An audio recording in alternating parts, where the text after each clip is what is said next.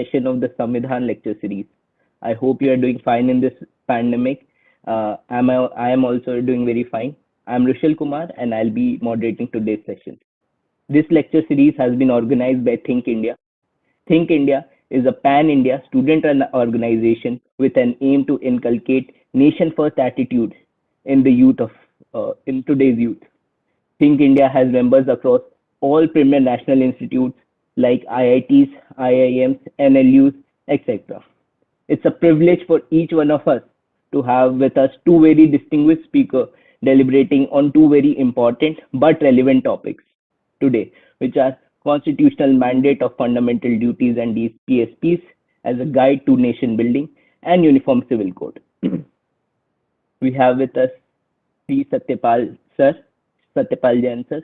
Sir is a senior advocate and assistant solicitor general of India. So has been practicing predominantly in the Supreme Court and the High Court of Punjab and Haryana.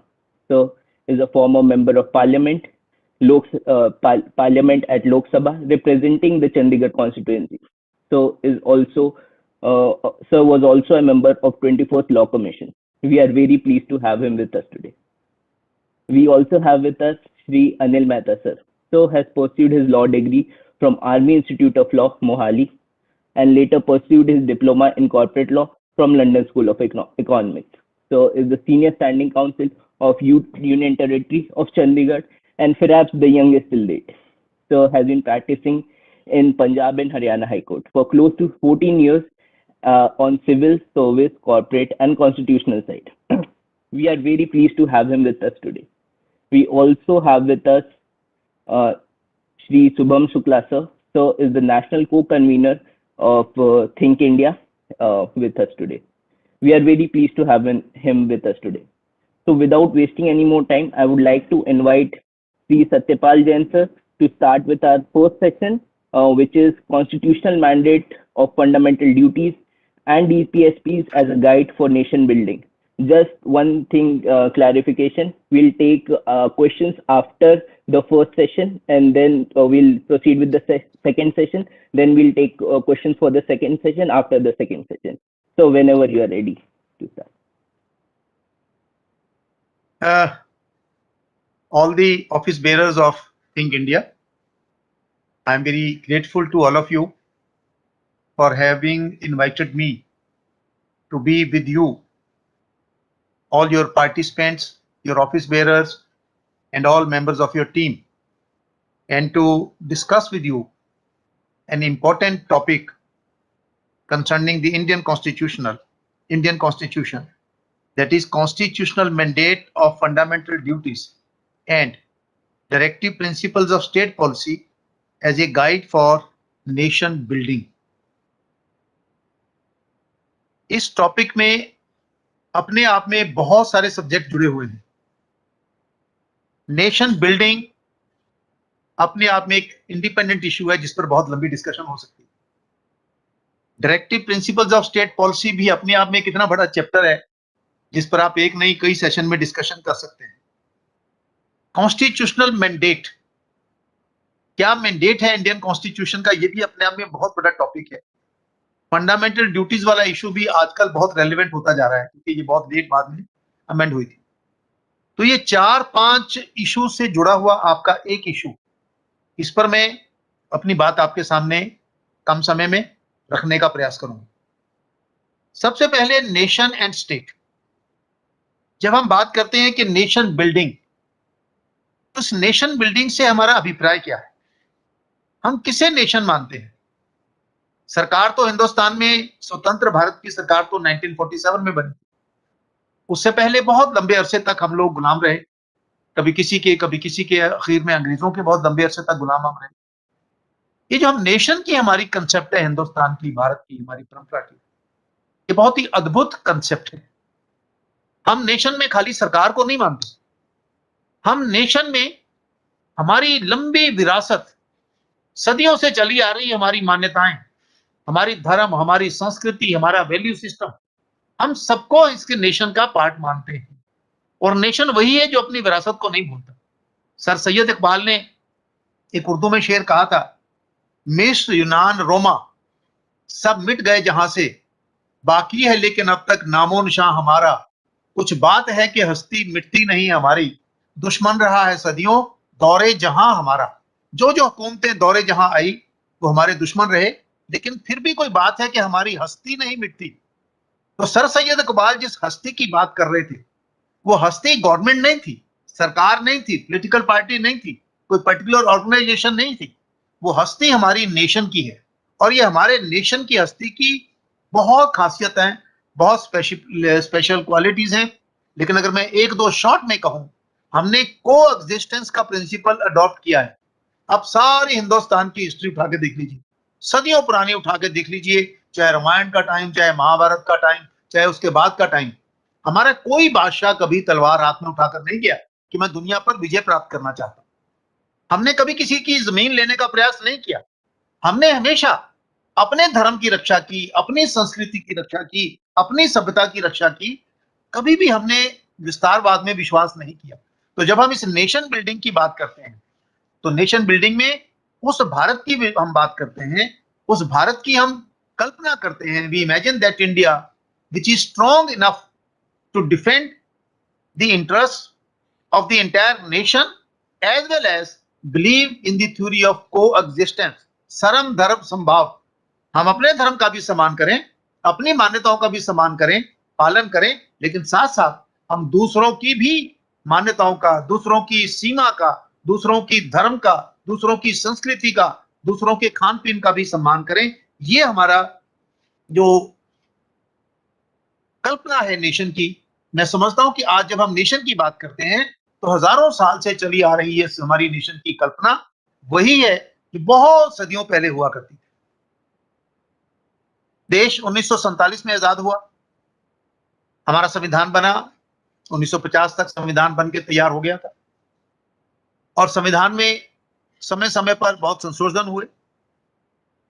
वो एक अपने आप में living organism होने का सबूत है, क्योंकि जो सोचता है वही विचार करता है, वही परिवर्तन करता है। जो सोचता नहीं है, काम नहीं करता है, आइडियल है, वो आगे चेंजेस की, अमेंडमेंट की बात नहीं कर सकता। भारत के संविधान में दो चैप्टर ऐसे हैं।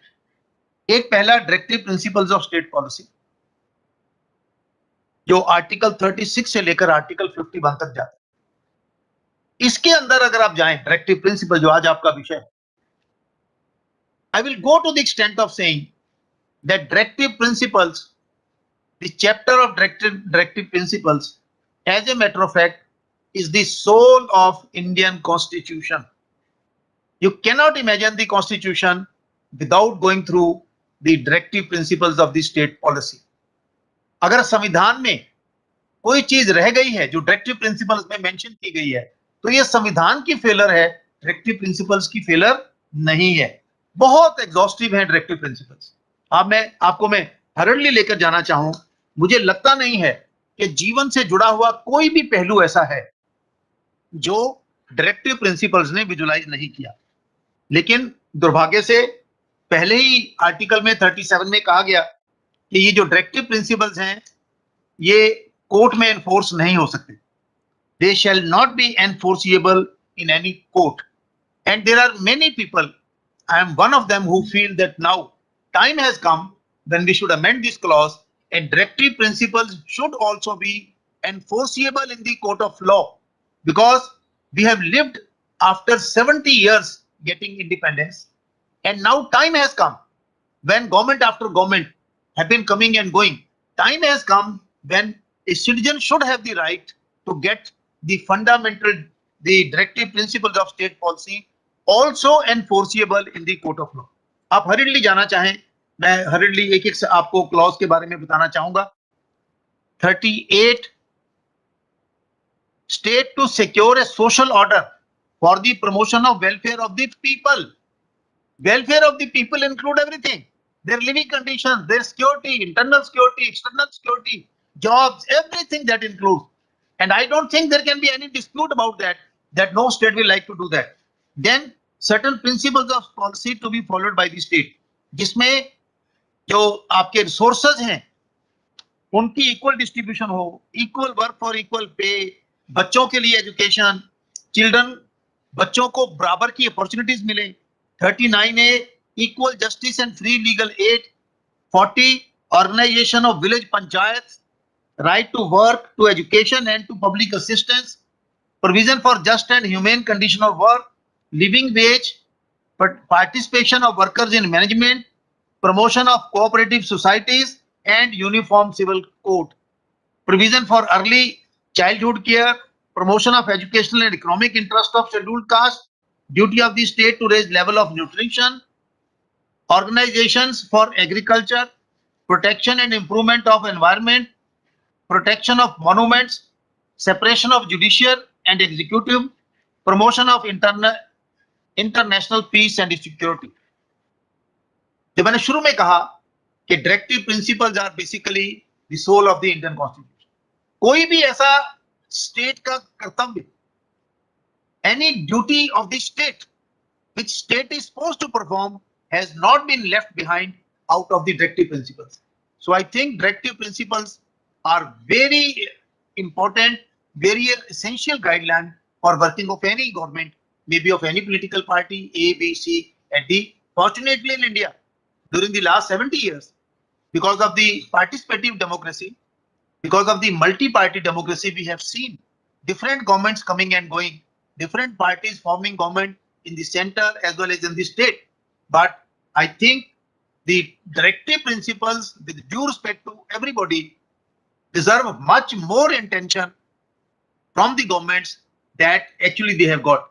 And I think the time has come when we should pressurize all the governments to go by, to implement and to abide by the directive principles. So Article 51A, fundamental duties. During emergency 1975, when emergency was imposed in the country, though I was a student of political science at that time, because I was opposing that government, so I was arrested also, put behind the bars at the age of 23 by the then government, Mrs. Indira Gandhi's government, and I was in jail for about 1 year. So I am a natural opponent of almost everything that was done during emergency. But one thing for which I praise those people who were in power during emergency is the amendment of the Indian Constitution and the incorporation of Article 51A, which is the fundamental duties of a citizen. Friends, young boys, girls, I'll request you to go through this chapter also, the fundamental duties. Unfortunately, the fundamental duties are also not enforceable in the court of law. There are 11 duties which the Constitution expects from you, from every citizen to perform. And I think they are basic duties expected from any responsible citizen of any responsible state. Because it is rightly said, there cannot be any right unless there is a corresponding duty. बिना duty के कोई आपका right absolute नहीं हो सकता। हमारे देश में पिछले लंबे अरसे में फंडामेंटल राइट्स का बहुत चर्चा हुआ। 10वीं जमात से जब हम कॉन्स्टिट्यूशन पढ़ाना बच्चों को शुरू करते हैं, एमए तक, एमफिल तक, तो एक चैप्टर एसेंशियली फंडामेंटल राइट्स का आता है, क्या क्या आपके अधिकार हैं। लेकिन दुर्भाग्य से जो फंडामेंटल ड्यूटीज हैं, जिनके बिना राइट्स की कोई कोएग्जिस्टेंस नहीं है, कोई वैल्यू नहीं है, उसको पढ़ाने का, उसको जागरूक करने का उतना प्रयास नहीं हुआ जितना होना चाहिए। And what are the duties? I'll just suddenly go through them. To abide by the Constitution and respect for the ideas and institutions, to cherish and follow the noble ideas which inspired our national struggle for freedom, to uphold and protect the sovereignty and unity and integrity of India.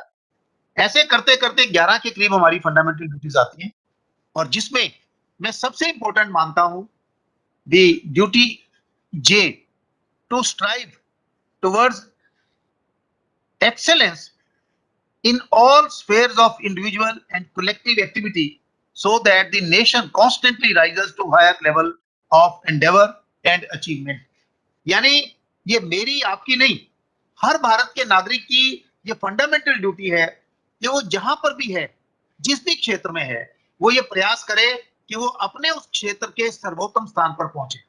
अगर आप एक किसान हैं तो आप बेहतरीन किसान बने, आप एक क्लर्क हैं तो बेहतरीन क्लर्क बने, आप हाउस वाइफ हैं तो सबसे बेहतरीन हाउस वाइफ बने, आप टीचर हैं तो एक आइडियल टीचर बने, एक स्टूडेंट है तो आइडियल स्टूडेंट बने।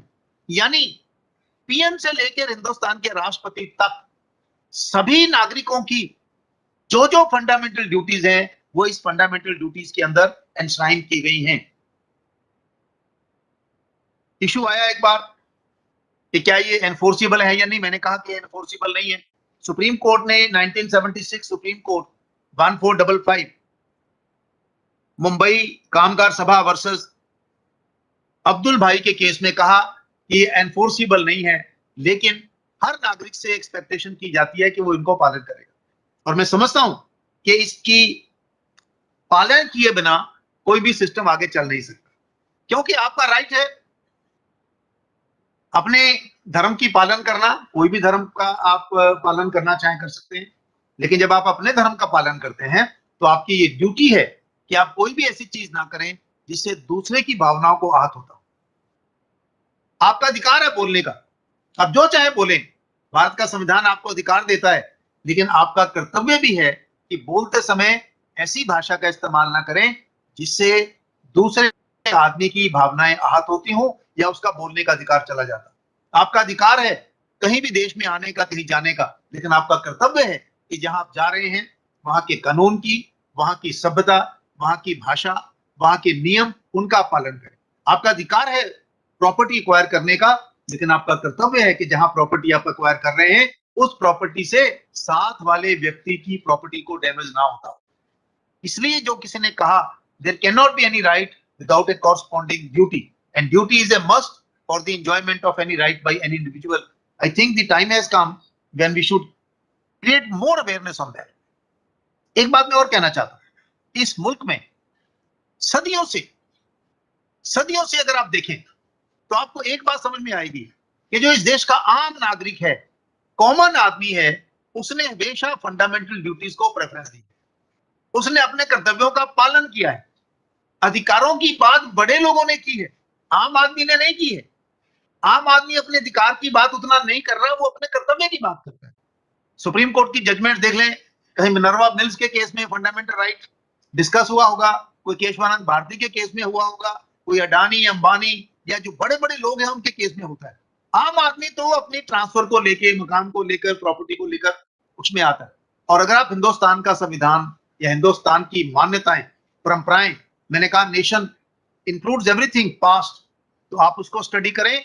एक नहीं कई उदाहरण ऐसी आपको मिलती हैं जहां एक आम आदमी ने भी बड़े से बड़े राजा को उसके कर्तव्यों का, उसकी गलतियों का एहसास करवाया। आपने महाभारत देखी होगी। महाभारत के अंत में जब दुर्योधन गिर गए तो धृतराष्ट्र ने संजय, जिसको महर्षि वेद व्यास ने दिव्य दृष्टि दी हुई थी, जो सारे युद्ध का वृतांत धृतराष्ट्र के पास बैठे हुए युद्ध देकर उनको सुनाता था, तो जो ही धृतराष्ट्र गिरे, दुर्योधन गिरे, तो धृतराष्ट्र ने संजय से पूछा कि संजय, मुझे युद्ध का बयान बताते बताते अब खामोश क्यों हो गए? उसने कहा महाराज, धृतराष्ट्र पराजित हो गए, गिर गए और युद्ध समाप्त हो गया, और युद्ध समाप्त होते ही जो मेरी दिव्य दृष्टि थी वो भी समाप्त हो गई। तो धृतराष्ट्र ने उनसे सवाल किया, उन्होंने कहा संजय, तुमने तो सारे युद्ध को देखा है, अपनी आंखों से देखा है, तुम इसके क्या सबक मुझे बताना चाहोगे? तुम्हें क्या लगा, क्या कहना चाहते? तो उन्होंने कई उत्तर दिए, और एक उत्तर, एक सामान्य व्यक्ति जो रथ चलाने का काम करता है, वो महाराजा को बोल रहा है कि महाराज, मैं आपको दो बातें कहना चाहता हूं। पहली बात, इस युद्ध के लिए उत्तरदायी आप हैं।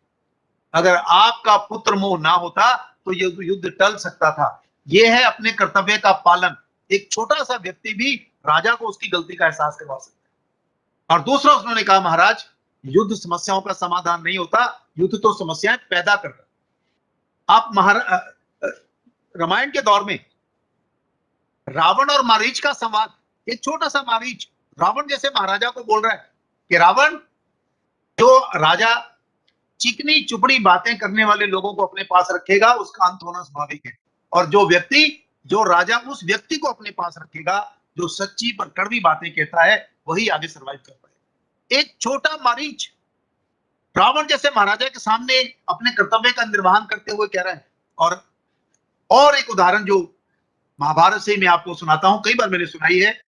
जब पांचों पांडव लाक्षा ग्रह में थे तो विदुर को पता लग गया था कि इनको आग लगाकर जलाने की योजना है, तो उन्होंने एक खनिक भेजा था वहां, जिसकी ये ड्यूटी थी कि वो रातों रात सुरंग खोदेगा ताकि आग लगने पर ये पांचों पांडव सुरंग से बाहर निकल जाएंगे।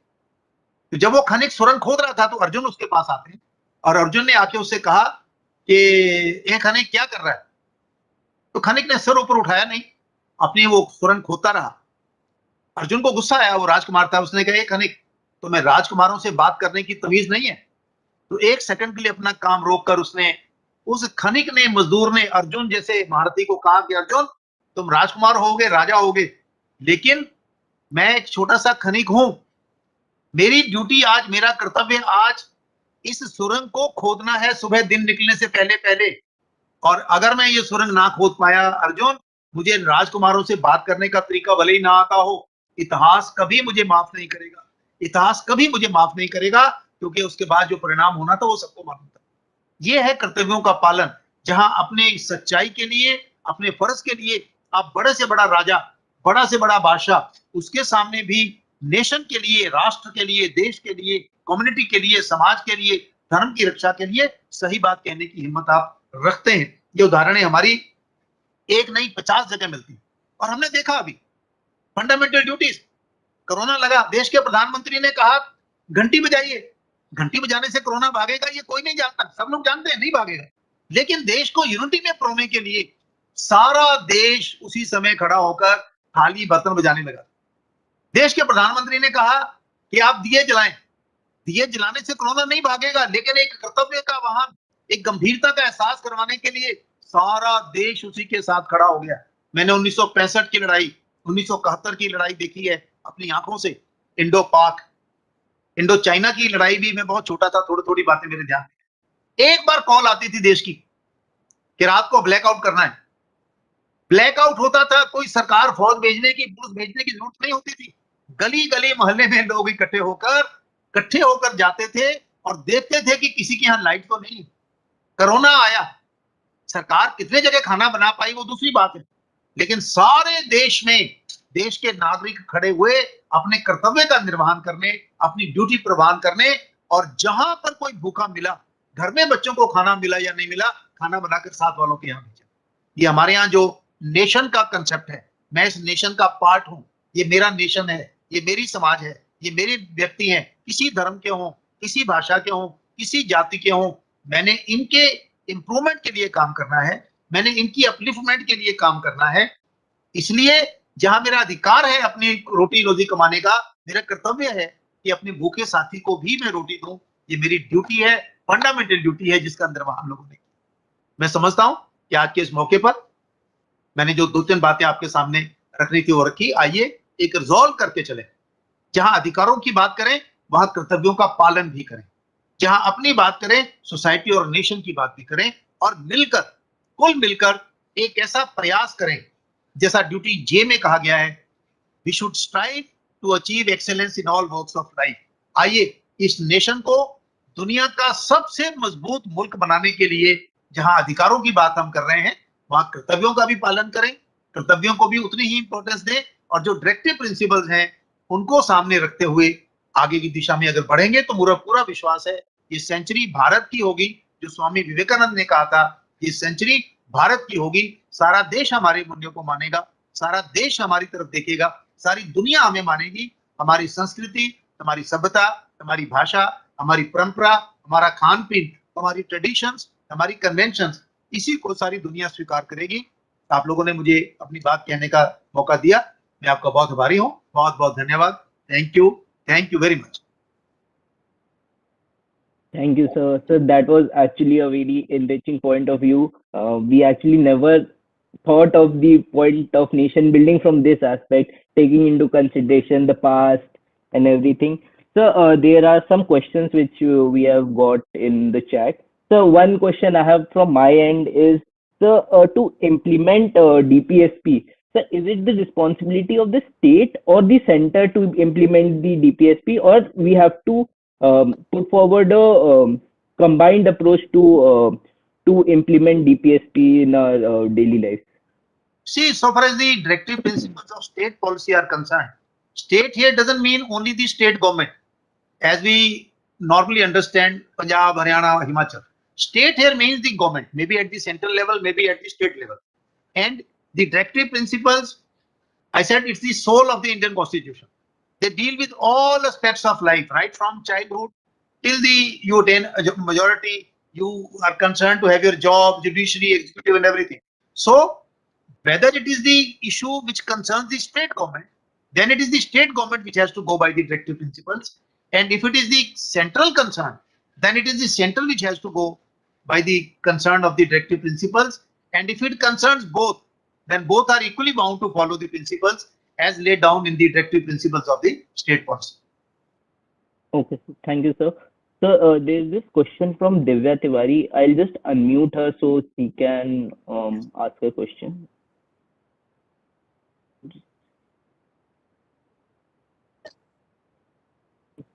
She's unmuted. Good afternoon, sir. Good Sir, afternoon, in Divya. the current vision, the directive principle of state policies should be enforceable in the courts of law, and I'm appreciative of it. But I have a question that do you also agree that the doctrine of horizontal application, which has been utilized for certain fundamental rights in India, should also be applied for the implementation of DPSPs? I think the time has come for having a little more discussion on this topic. Primarily, by and large, I think we will have to move to that direction. But in this country, unfortunately, the moment you go for any legislation or any step towards the implementation of these principles, there is unfortunate discussion, and that opposition, unfortunate resistance is because of the fact that we ordinarily do not discuss those things in detail before we enact them. So I totally agree with you. We should move in that direction. Let there be a national debate on this issue, and ultimately, nation moves towards that. Thank you, sir. Thank you, sir. So there's one question from Shashank Tripathi. I'll just unmute him. Good morning, sir. Good morning.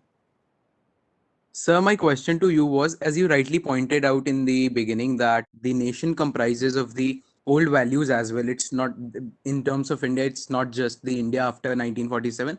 It is the thousand-of-year-old India carrying all the values. So when we discuss about the fundamental duties and how they have not got the prominence, the first thing that comes up is when we look at the Indian history, the concept of dharma, that is of duty, has been of utmost importance, as you rightly pointed out about the anecdotes from Mahabharata as well.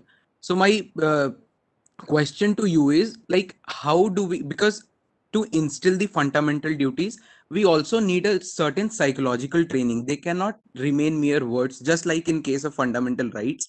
So how do we go on to instill those things so that the people actually do not treat fundamental duties as mere words or a part of constitution, but they are actually striving to bring that into life and implement it in the real in their real life? Yes, you have put a very pertinent question. In fact, this has also been one of the hot topics which are being discussed in certain circles for a very long time. Unfortunately, because of certain reasons, though I can attribute to some political people, but I don't want to go into all that. An impression was created in the minds of Indians, especially the youth, after independence, that whatever is coming from the Western is very good, very nice, very ideal. And all Indian traditions, values, they are not as good as we are thinking it to be. That led to an impression in the minds of those generations that perhaps Indian values are not that good. लोग हमको मजाक करते थे, मैं जैन धर्म से आता हूँ, मैं जैन धर्म को मानता हूँ. हमारे संत मास्क लगाते थे, मुख पे लोग मजाक करते थे. आज सारी दुनिया मास्क लगा के घूम रही है और उनका चलान होता जो नहीं लगाते. हमारे यहाँ लोग नंगे पांव जाते थे तो देवियों के देवताओं की. आज जापान ने, चाइना ने एक्यूप्रेशर, एक्यूपंक्चर की जो पॉलिसी निकाली है वो यही तो है. हमारे यहाँ लोग दिन छिपने से पहले खाना खाते थे. आज सारी वेस्टर्न कंट्री में डिनर का टाइम 7 का 7:30 बजे का है. हमारे यहाँ कोई भी त्योहार होता था तो लोग व्रत रखते थे. आज आप किसी डॉक्टर के पास पहले कोई ट्रीटमेंट लेने जाए तो सबसे पहले वो आपको डाइटिंग का सुजेस्ट करता है. आज कैंसर की दवाई तुलसी से निकल रही है और हमारे यहाँ तुलसी का पत्ता आपको चरनावत में दिया जाता था कि वे आप पत्ता लें और कहते थे चबाना नहीं है क्योंकि ब्रह्मा जी की बेटी है. लेकिन साइंटिफिक बेसिस ये था कि तुलसी में पारा होता है, चबाने से दांत आपके नुकसान हो सकते हैं. मैंने कुछ आपको उदाहरणें बताई हैं. आज सारी दुनिया लौंग, इलायची, लहसुन, प्याज, अदरक, ये जब से कोरोना आया है कहीं कोई बॉर्नविटा की बात नहीं कर रहा, कहीं कोई कंफर्ट की बात नहीं कर रहा. वही लौंग, इलायची, पुदीना, धनिया, हरी मिर्च जो हमारे यहाँ था वैल्यू सिस्टम में, सारी दुनिया आज उसको मानने लगी है। मैं इसलिए कह रहा हूं कि हमारी जो परंपराएं हैं, हमारी जो ट्रेडिशंस हैं, सारी साइंटिफिक है, साइंटिफिक, एक एक चीज साइंटिफिक है। अगर हम तुलसी की पूजा करने आए तो तुलसी की, आज मैंने कहा ना, कैंसर की दवाई वहां से निकल रही है। पीपल की हम पूजा करते थे। आप राष्ट्रपति भवन में जाएं, जहां अंग्रेज के टाइम में वाइसराय सैर करने जाते थे, उस रोड पर कम से कम 100 पीपल के पेड़ लगे हुए थे, क्योंकि ये ऑक्सीजन का प्लांट है। मैंने सिर्फ कुछ उदाहरण आपको ये आम जीवन से दी है। एक एक हमारी कन्वेंशन, एक एक हमारी बातचीत, हम हो परम पुरुष का दासा, देखन आयो जगत तमाशा। किसी हमारे बादशाह ने ये नहीं कहा कि मैं खुदा का बंदा हूं, जो मुझको मानेगा वो खुदा का बंदा, नहीं तो काफिर, और उसका सर करना मेरा अधिकार है। हमने कहा कोएग्जिस्टेंस। ये हमारे डायरेक्टिव प्रिंसिपल्स हैं, ये हमारी कन्वेंशन है। राम भी लंका जीतने के बाद खुद वहां राज करने नहीं गए थे, विभीषण को देकर आ गए थे। मैं इसलिए आपको जो बता रहा हूं, सारी गुरुओं की लड़ाई, गुरु गोविंद सिंह की, गुरु नानक की, अपने धर्म को, अपनी मान्यता को बचाने के लिए थी। ये जो हमारी ट्रेडिशन चली आई है, भाषा की, खाने पीने की, संयम की, कोएग्जिस्टेंस की, सर्वधर्म संभाव की, नानक नाम चढ़दी कला तेरे बाणे, सर्वत्र का भला, सर्वे भवन्तु सुखिना, सबकी कल्पना हमने की। ये जो हमारी ओवरऑल टोटल हमारी सोल है, हमारी सारी ट्रेडिशन की, इसको रिवाइव करने की जरूरत है। कुछ कोरोना ने काम किया है। कोरोना के बाद कुछ लोगों को मुड़ के अपनी, जिसे बोलते हैं ना, बैक टू बेसिक्स, कुछ लोगों को उधर एहसास होने लगा है कि नहीं, जो कुछ हमारा था वो सारा बुरा नहीं था, हमारे पास भी ऐसी चीज है जो दुनिया को हम दे सकते हैं। और जो स्वामी विवेकानंद ने कहा था कि आने वाली शताब्दी अल्टीमेटली हमारी शताब्दी होगी, हमारी वैल्यू सिस्टम की शताब्दी होगी। मैं समझता हूं कि ये सेंटिमेंट डिस्कशन से, सेमिनार से, सिंपोजियम से हमें इम्बाइब करना पड़ेगा अपने यूथ में, ताकि आने वाले दौर में ये आगे चलता है। Thank you, sir. So we'll take one last question from Arvind Seth, sir. I'll just unmute him that he can ask his question. नमस्कार सर। नमस्कार। सर, मेरा प्रश्न ये है कि जिस तरह directive principle state policy initially at the time of the constitution was framed was not made enforceable. Why? And now in the changed circumstances, everyone wants to contribute towards society. So whether these principles are the best way to be used for the betterment of the society, and every national and even the NRIs are also want to contribute towards the nation building. So how these principles should be enforceable now as per law, so that people at large can contribute towards nation? I think it's a very relevant question in the times that we are facing today. Directive principles and fundamental duties. Because article, I said 36 to 51, and 51A is the fundamental duties. These are the directive principles and the fundamental duties. Now awareness is increasing. I said after the crisis, especially the corona crisis, once again people have started thinking towards the basics. And the basic thing is that the state has to keep in mind the welfare of the people. Could anybody think of it? That the entire country, 135 crore people, will have to be thought of in one go by the Prime Minister and the central government? Could anybody think that in one go all the state governments will be required to think about the vaccination of all the citizens, all the residents, not only the voters, non-voters, and you have to go right up to the age group from 15 to 16 or 21 and now below also. That was the directive principle of the state. You have to take care of the health of everybody. You have to take care of the nutrition values of everybody. You have to take care of the internal security, international security also. All these things are there in the fundamental duty, directive principles of state policy. And it is the fundamental duty to perform your job wherever you are to the best, to the satisfaction of the society and the nation as a whole. So I think the time has come, and I'm very confident that with a person, Mr. Modi, as the Prime Minister of India, slowly and slowly we may be moving towards that. And what was thought to be something in your mind while enacting law, directive principles were supposed to be the principles which were expected to be in the mind of the legislature while enacting laws.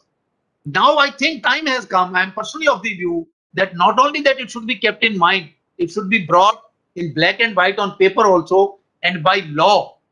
I'm on record having said it earlier also. I'm saying it and I'll continue saying that the time has come when fundamental duties as well directive principles of the state policy should be made enforceable in the court of law. Thank you, sir. Due to paucity Rushil, of yes, sir. sorry to interrupt you. There's one question from Yash Agrawal. We can take Okay, a quick answer from sir. okay, I did not see that. Oh, I'll just unmute Yash. I can read the question if you wish. Yes, yes. So, Yash is asking that do you think that we should now focus on Indianization of legal system? And if yes, how can we achieve that? See, Indianization of legal system is another way, that another name that can be used for the legal reforms, for the uh, reforms in the judicial system. Many suggestions are coming because traditional India legal system was basically based on two principles. Number one, those who were claiming their rights were equally conscious of their duties also. We were not having the litigation of the type that we are having now in the Indian system. Secondly, those who were administering justice used to really do justice. They will not go by favoritism or by caste, religion, etc., etc. If you are a king, you will take a decision. Raja Harsh, we have all heard of it, who as a Raja did not bother even about his family. That was the dharma, concept of dharma. Dharma means performing your duty to the best of your ability with complete honesty and integrity, without any ill will or fear or favor. Nowadays, when a judge takes the oath, or even an MP, MLA, minister, president, they take the oath that I will do administer justice without fear or favor, without ill will or any inclination towards any person. But this was in practice long time back when Indian judicial system was there, where even the panchayat, where even the bhaichara, where even the family used to do justice. I think ultimately we have to mix both and proceed towards two things. Number one, speedy justice, equitable justice, and justice at the lowest level. Because the type of litigation, the type of judicial system that has developed, a common man cannot even think of engaging a senior lawyer in the Supreme Court, where all our lawyers, I don't want to say on that. So ultimately, we have to revert back to the system where a person can get justice without spending huge amount and at the doorstep at the lower level. So alternative dispute system, etc. All those things are coming. I'm in favor of that. Thank you, sir. That was really an interactive and a very informative session, to say the least, about this session. Thank you, sir, for the same.